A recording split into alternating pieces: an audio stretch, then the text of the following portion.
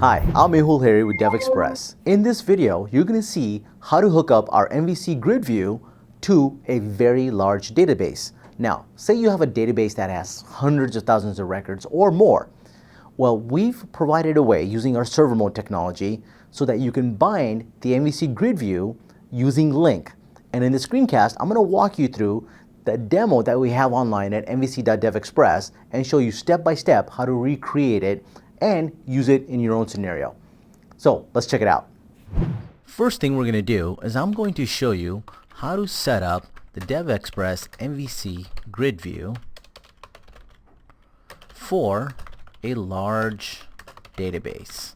Meaning that if you have a lot of records, we can easily show that with the DevExpress MVC GridView and its special link to SQL data source that has been embedded within the extension, so you can call it easily from MVC. Now, there's also a corresponding MVC demo that shows you how this is set up.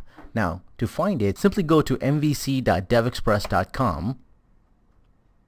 And if you go to the GridView extension demo, you'll see under data binding, there's a data binding to large database.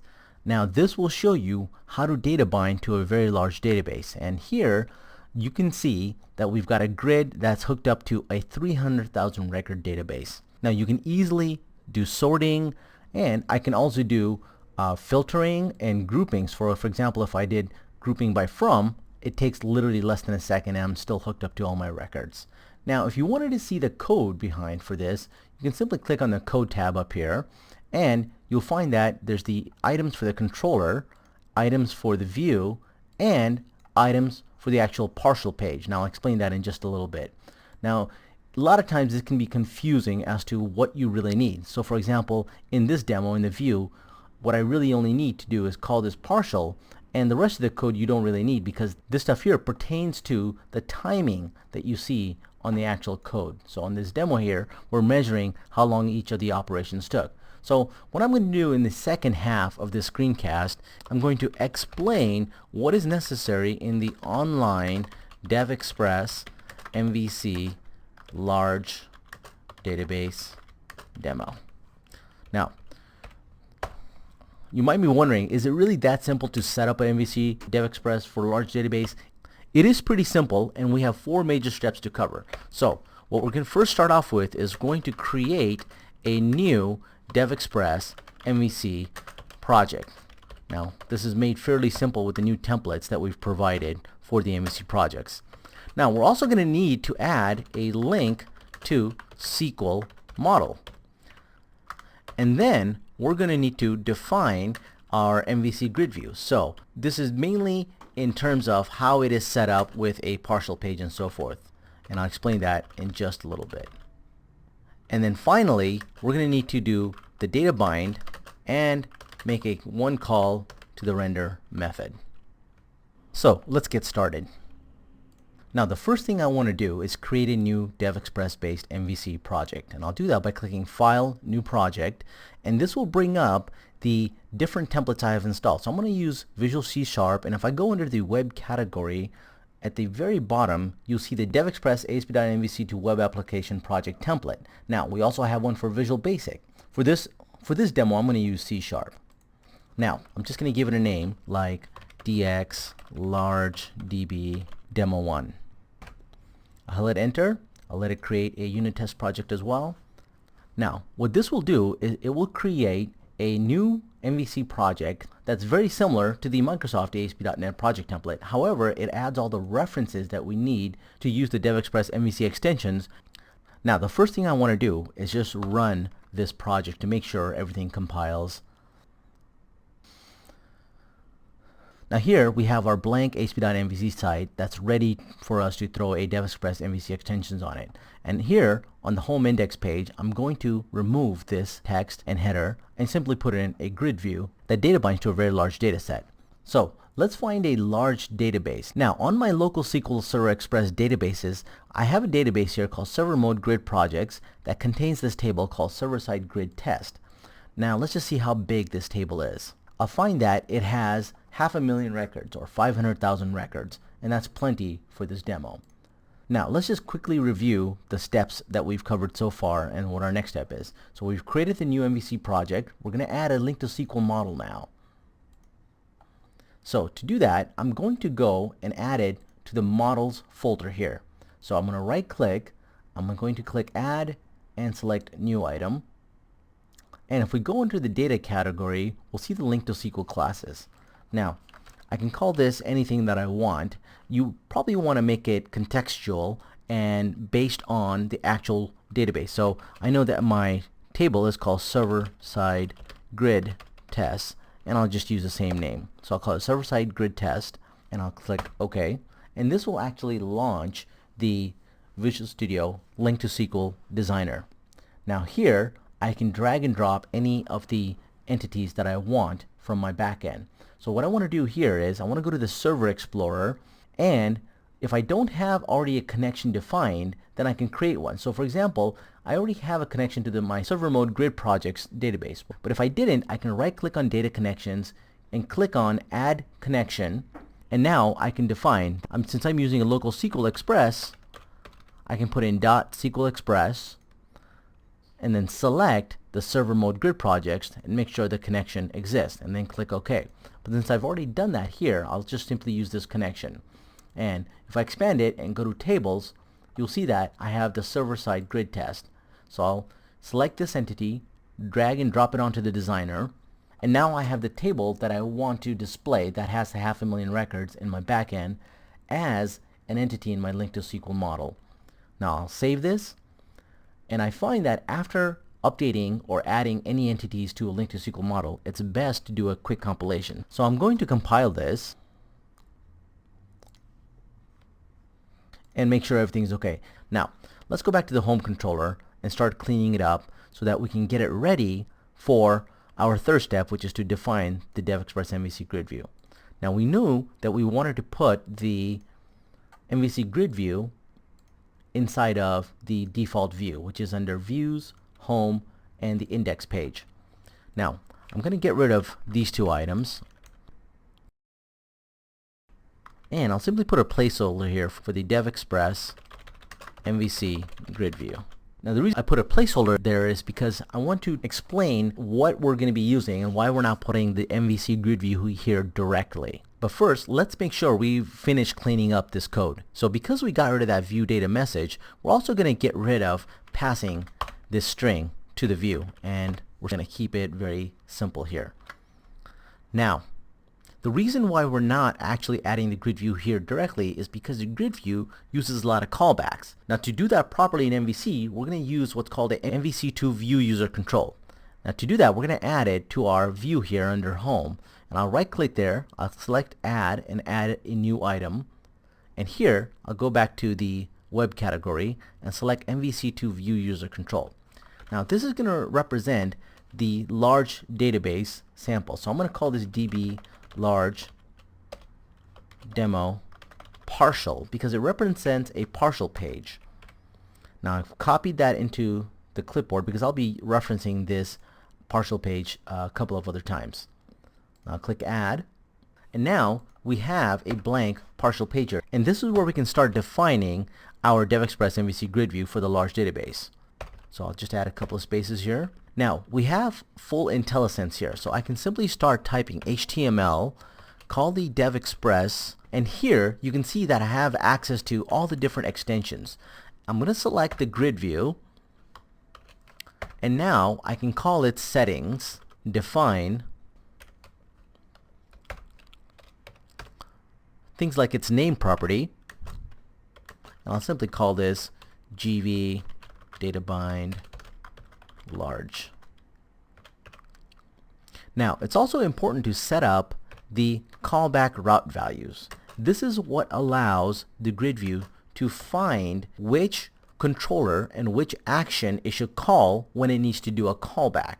So for us, we're going to define this by calling the new and passing in a couple of items. For example, the controller we're going to set to home because we're going to be referencing our action in the home controller. And now we're going to define the actual action. Now here, I haven't actually created this action yet, but I'll give it a name like DB large demo partial. Now I have to define this action inside of my home controller. We'll come back to that in just a minute, but it's also important to set up a couple of other properties. So first thing I'm going to do is I'm going to set settings.key field name equal to the primary key of the table that I'm using. So to take a look at what that could be, I'll go back to the link to SQL model, and here I can see my primary key is set to this field called OID. So we'll go back to our partial page here and set it to OID. And now I'm going to set the settings.width property as well, because I want the grid view to expand to fill the space. So I'm going to set the width to 100%, which means I'll be calling it unit.percentage and passing in 100 as the value.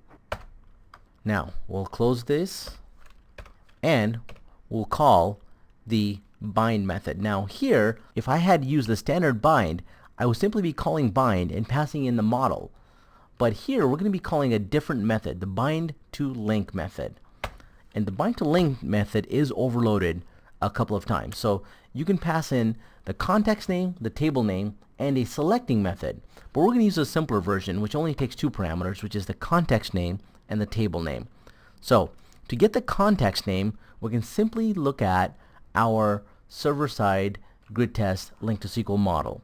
Now to look at the actual context name, what you can do here is you can go to your Solution Explorer, click on Show All Files, which will show you these hidden files. So if you go to the designer.cs file, you can find that there's a data context created for you. It's called server-side grid test data context. Now that's the one I want to use. Now this is actually a string we're going to be passing in here.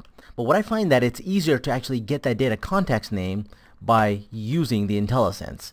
So the first thing that I'll do is I'll call the name of this project, which is DXLargeDB demo. Then I'll click on models, which is where that data context lives. And finally I'll call the name of the data context. In my case, I know it starts with server-side grid test data context. So I'll call that. Now I'll simply highlight this, cut it from the clipboard, and paste it as a string here. And I have the data context that I need to pass to my bind to link method. Now the second thing that we need is the table name. Now we can also get that from the designer file as well. So I'll go back to this designer file, and I'm just going to do a quick search for the name table here. So I'll hit Control F, type in table, and here, since I've only got one table, it's only going to show me the one table, which is server-side grid test. So I'll copy this and I'll go back to our partial here and I'll paste it in here. Now that's all I need to do to call the bind to link method, and I'll close this, and now I can call the render method, and that's it. We're set. Now you remember that we haven't actually declared this partial method yet. So let's go to our home controller and create this. So the first thing I'm going to do is just create a new action result.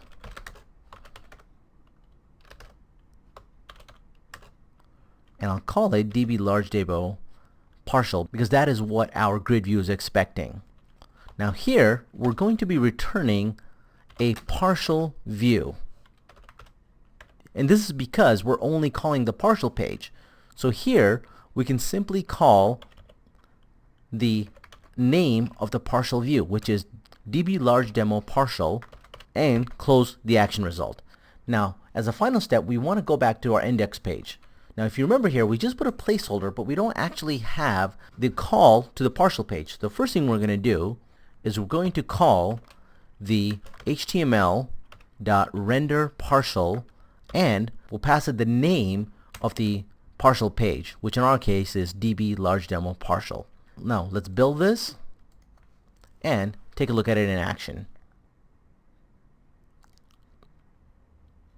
Now here we have a ASPX grid view that's data bound to 500,000 records. Now if I go to the second to last page, we can see that we still have a very responsive grid that took about 1.5 seconds, and even if I jump around to different pages. Now as you can see, I didn't enable a whole lot of features, but out of the box I have things like sorting. So if I click on from, it's going to sort all the items in the from table, and it's going to remember the page that I was on. Now if I wanted some more features, or if I wanted this grid to have the same look and feel as the one on the demo, what I can do is simply go back to the code here and take a look at some of the items that it has. So for example, we've gotten everything up to just about here. But you can see that this grid view is also enabling things like the filter row, the group panel, and defining some columns. So I'm going to take everything up to this summary item here. Now I'm ignoring these things for the callback because these, as I'll explain in a little bit, are related more to the actual demo. So let's copy this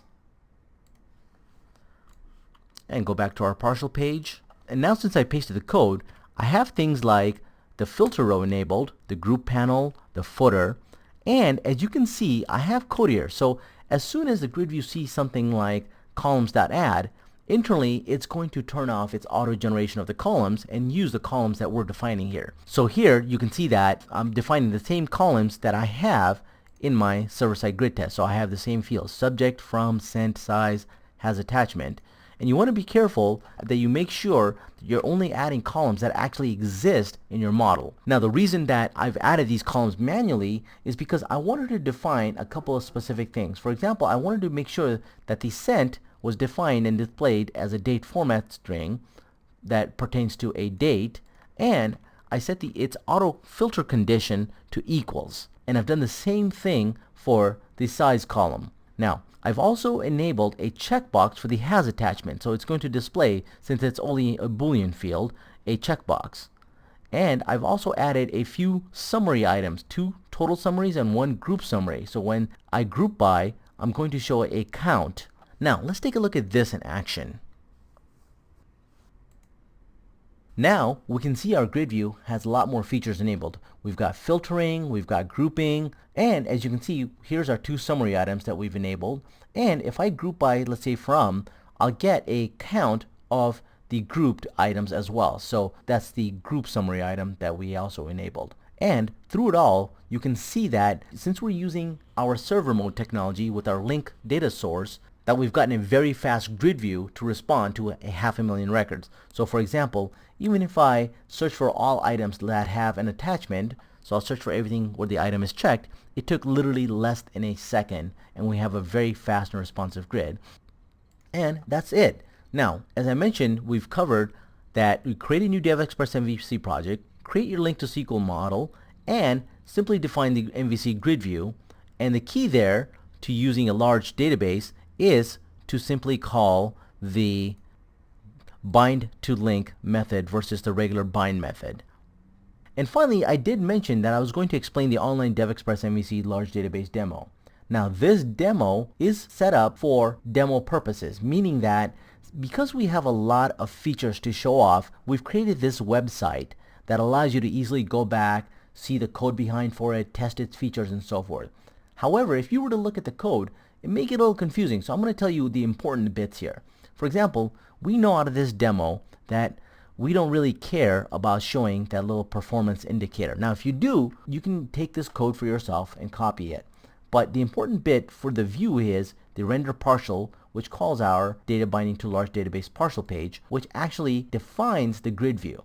Now, the controller is a little bit different. Because we're using this demo website, we've got a lot of methods inside of this controller. Now, they pertain to the different demos for this grid view. So if you see here, you'll see things like demo view, partial view. Now, demo view is a specific class that we've created for this demo, and it's not really important for you to use. What's important is if you're simply calling the view, as you remember for us, it was calling the view directly. So in our home controller, we didn't need to call anything but the view directly, which simply says call render partial the partial page. So when looking at these demos, my recommendation is to look at what's important to set up the view. In this demo example here, this demo large partial, this pertains to that partial page that I just mentioned. Now, if you have any questions about this, feel free to contact us at support@devexpress.com or go to our support center online and drop us a note. So as you saw, the MVC GridView provides you a way using link and our server mode technology to talk to a large set of records. Now, whether your database has 10,000 or 100,000 of records, this server mode technology using our link server mode data source provides a very easy way in ASP.NET MVC to handle these records and make sure your web server doesn't get overloaded. Thanks for watching.